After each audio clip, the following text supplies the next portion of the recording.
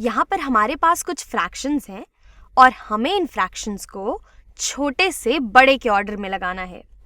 तो यहाँ हम देख सकते हैं कि इन सभी फ्रैक्शंस में इनके डिनोमिनेटर्स अलग अलग हैं।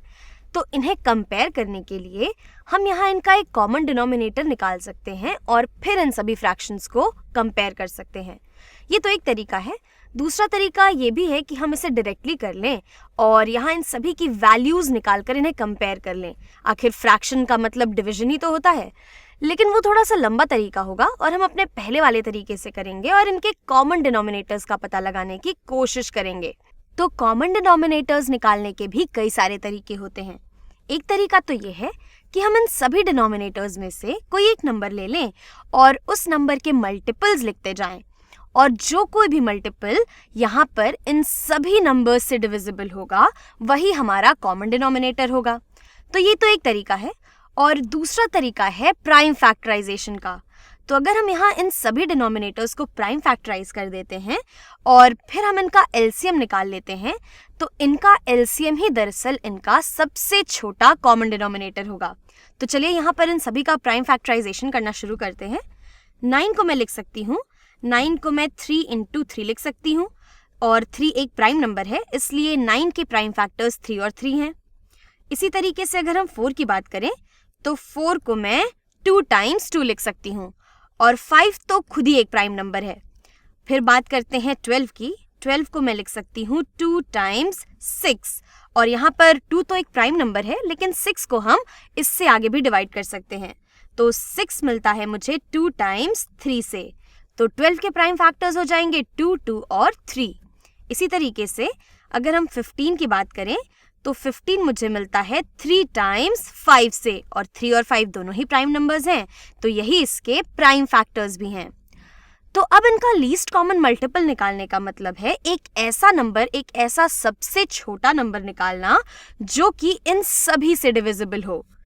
यानी कि हम कह सकते हैं कि इन सभी का एलसीएम यानी कि 9, 4, 5, 12 और 15 का एलसीएम जो कुछ भी होगा उस नंबर में इन सभी के फैक्टर्स आने ही आने चाहिए। यानी कि हमारे एलसीएम में 2 × 3 तो होना ही होना चाहिए। अगर हमारे पास 2 × 3 होगा तभी हमारा एलसीएम 9 से डिविजिबल होगा। इसी तरीके से हमारे एलसीएम को 4 से डिविजिबल होने के लिए उसमें 2 बार 2 तो आना ही आना चाहिए।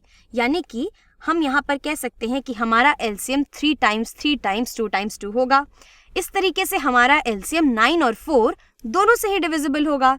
और अगर हम यहाँ पर 5 की बात करते हैं तो हमारे एलसीएम में 5 भी आना ही आना चाहिए, तभी हमारा एलसीएम 5 से भी डिविजिबल होगा। अब अगर हम 12 को देखें तो 12 से डिविजिबल होने के लिए हमारे एलसीएम में कम से कम 2 बार 2 और 1 बार 3 आना चाहिए। तो अगर हम अपने इस एक्सप्रेशन को देखें तो इसमें हमारे पास पहले से ही 2 बार 2 और 1 बार 3 है, यानी कि ये नंबर पहले से ही 12 से डिविजिबल है। और इसे हम ऐसे सोच सकते हैं कि अगर कोई नंबर 9 और 4 से डिविजिबल होगा तो वो नंबर 12 से तो डिविजिबल होगा ही होगा। ठीक है, अब चलिए बात करते हैं 15 की। तो 15 के लिए भी हमारे इस एलसीएम में 1 बार 3 और 1 बार 5 आना ही आना चाहिए। तो हमारे पास 1 बार 5 पहले से है और 1 बार 3 भी है हमारे पास। यानी कि ये जो नंबर है यहाँ पर 3 × 3 × 2 × 2 × 5 का जो प्रोडक्ट है ये इन सभी नंबर्स का लीस्ट कॉमन मल्टीपल होगा, क्योंकि ये वो सबसे छोटा नंबर है जो इन सभी से कंप्लीटली डिविजिबल है। तो चलिए पता लगाते हैं कि आखिर ये नंबर है क्या। तो 3 × 3 होता है 9, 9 × 2 is 18, 18 × 2 is 36 और 36 × 5 इसे यहाँ निकाल लेते हैं। 36 × 5 कितना होता है? 5 × 6 होता है 30, तो यहाँ पर आएगा 0, यहाँ 3, 5 × 3 15 + 3 18 के बराबर। तो 36 × 5 ये होता है 180 के बराबर। तो हम कह सकते हैं कि 180 वो सबसे छोटा नंबर है जो इन सभी से डिविजिबल है। तो चलिए अब पता लगाते हैं कि अगर मुझे अपने इन फ्रैक्शंस को ऐसे फ्रैक्शंस में लिखना है जहाँ पे डिनोमिनेटर 180 है तो ये किसके बराबर होंगे। तो पहले शुरू करते हैं हम 4/9 से। तो हम शुरू करते हैं 4/9 से, और 4/9 को मुझे ऐसे एक फ्रैक्शन में लिखना है जहाँ पे मेरा डिनोमिनेटर 180 के बराबर हो। तो हम ऐसे सोच सकते हैं कि 9 टाइम्स 2 होता है 18, तो 9 टाइम्स 20 जो होगा ये होगा 180 के बराबर। और क्योंकि मैं यहाँ पर अपने डिनोमिनेटर में 20 से मल्टीप्लाई कर रही हूँ, इसलिए मुझे अपने न्यूमरेटर में भी 20 से मल्टीप्लाई करना होगा, तभी हमारे इस फ्रैक्शन की वैल्यू सेम रहेगी। तो चलिए करते हैं। 4 टाइम्स 20 हो जाता है 80 के बराबर, यानी कि हम 4/9 को 80/180 भी लिख सकते हैं। ये तो बात हो गई 4/9 की। अब देखते हैं 3/4 को। तो हमें 3/4 को भी एक ऐसे फ्रैक्शन में लिखना है जिसका डिनोमिनेटर 180 के बराबर हो। तो 4 में मुझे क्या मल्टीप्लाई करना चाहिए कि मुझे 180 मिले, और आप चाहे तो 180 को 4 से डिवाइड कर लेंगे तो पता चल जाएगा कि 4 में क्या मल्टीप्लाई होगा।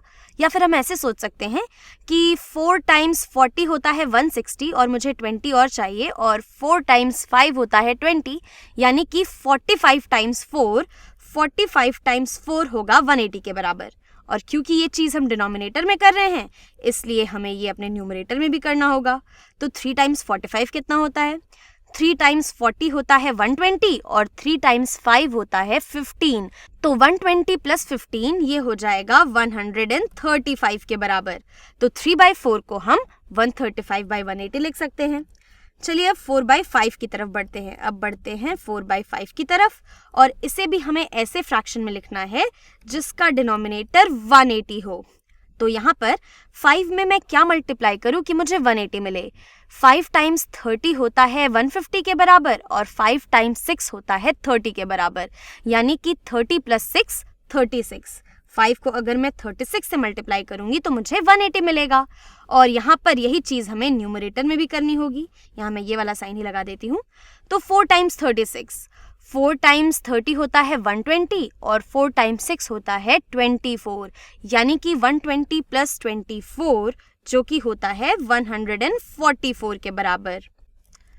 तो अब बात करते हैं 11/12 की, और यहाँ पर मुझे इसे एक ऐसे फ्रैक्शन में लिखना है जिसका कि डिनोमिनेटर 180 के बराबर हो। तो 12 में मुझे कितना मल्टीप्लाई करना चाहिए कि मुझे 180 मिले? तो 12 × 10 होता है 120 और 12 × 5 होता है 60, यानी कि 10 + 5 15। 12 टाइम्स 15 होता है 120 के बराबर। इसी तरीके से 11 टाइम्स 15 कितना होगा?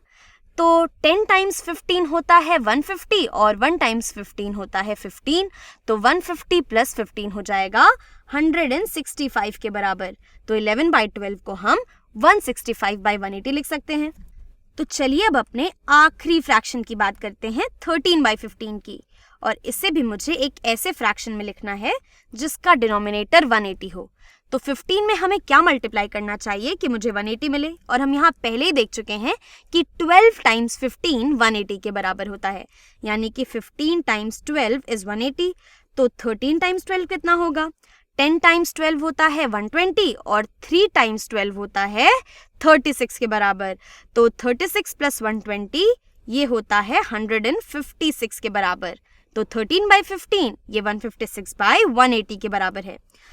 तो यहाँ पर मेरे सभी फ्रैक्शंस के डिनोमिनेटर्स सेम हो चुके हैं। यहाँ मैंने कॉमन डिनोमिनेटर के टर्म्स में अपने सभी फ्रैक्शंस को लिख दिया है, इसलिए अब मैं अपने न्यूमरेटर्स को कंपेयर करके बता सकती हूँ कि कौन सा फ्रैक्शन सबसे छोटा है और कौन सा फ्रैक्शन सबसे बड़ा। तो चलिए देखते हैं। यहाँ पे मुझे ऐसा दिख रहा है कि 80 सबसे छोटा है यहाँ पे, तो इसे हम लिख सकते हैं कि 80/180 ये मेरा सबसे छोटा फ्रैक्शन है, और 80/180 ये दरअसल बराबर है 4/9 के ही, यानी कि 4/9 सबसे छोटा फ्रैक्शन है हमारा। चलिए आगे बढ़ते हैं। और अब यहाँ पर 80 से बड़ा नंबर है 135, यानी कि 135/180 ये हमारा सेकंड सबसे छोटा नंबर है, और 135/180 ये दरअसल 3/4 को इंडिकेट करता है। तो 3/4 हमारा दूसरा सबसे छोटा नंबर है। तो अब 135 से बड़ा नंबर है 144, यानी कि नेक्स्ट आएगा हमारा 144/180, और ये रिप्रेजेंट करता है 4/5 को ही। तो यहाँ पर आ गया मेरा 4/5। अब आगे बढ़ते हैं, और अब हमारा 144 से बड़ा नंबर 165 और 156 में 156 है। तो हमारा इससे बड़ा नंबर है 156/180, जो कि रिप्रेजेंट कर रहा है 13/15 को। यहाँ पर आएगा 13/15, और हमारा आखिरी नंबर जो कि सबसे बड़ा है वो है 165/180। तो 165/180 इन सभी फ्रैक्शंस में सबसे बड़ा है, जो कि रिप्रेजेंट करता है 11/12 को। तो यहाँ पर हमने अपने सभी फ्रैक्शंस को छोटे से बड़े के ऑर्डर में लगा लिया है।